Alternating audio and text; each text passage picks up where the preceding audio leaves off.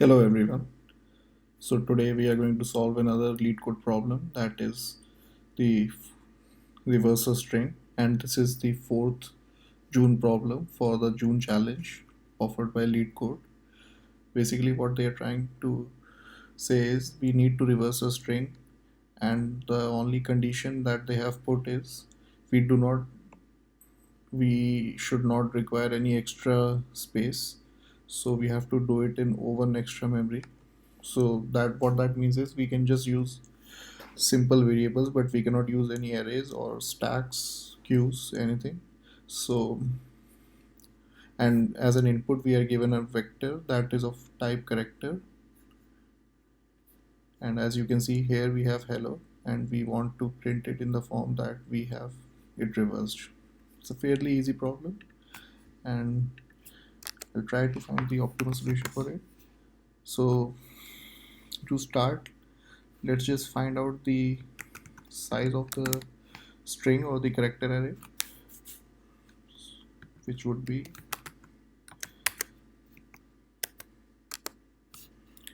since we are using C++, we have the inbuilt function within vector to give us the size.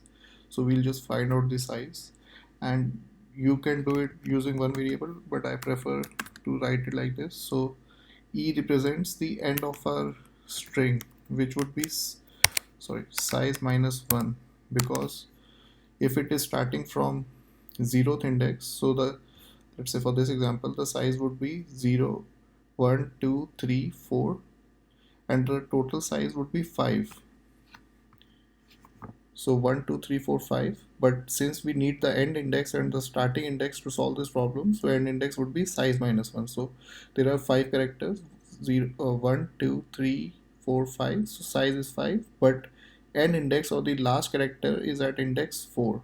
So same way, even if we have the size 5, we just need the end index as size minus 1. And we'll have a starting pointer to the starting index, which is int I is equals to 0. And now what we just need to do is we need to run our loop till we have I less than E.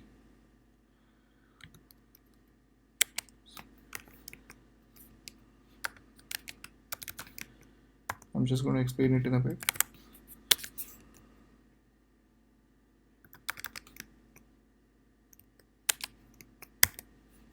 And that's it. That's basically our whole solution. So what it means is we are incrementing the value of I and decrementing the value of E. What it's going to do is, so for this example, let's say our I starts at 0 and E is starting at 4. For the first time, we are going to evaluate H, which is I is equals to 0, and O, which is at E is equals to 4, and we will swap the values. So swap is again an inbuilt function, so we are simply going to swap the values of H and O. But the question is, for how long do we need to do it? So we will do it by setting this condition as I less than E. So what it means is we're going to increment the value of I and decrement the value of E till the point I becomes greater than E. We are going to stop at that point. So if we just dry run the code, we see here when we increment the value of I, it's going to go to E. Decrementing the value of E, it's going to go to L. Those values would be swapped.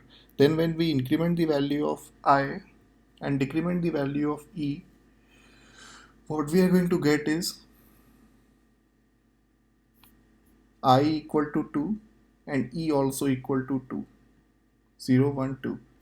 So we don't need to run the loop for this particular case, because this is the middle value, and even if we don't run it, we will have the same answer. So that is why I have chosen I less than E.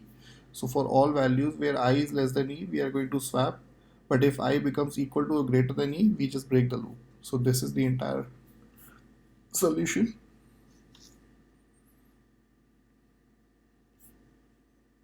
So this is working for this test case.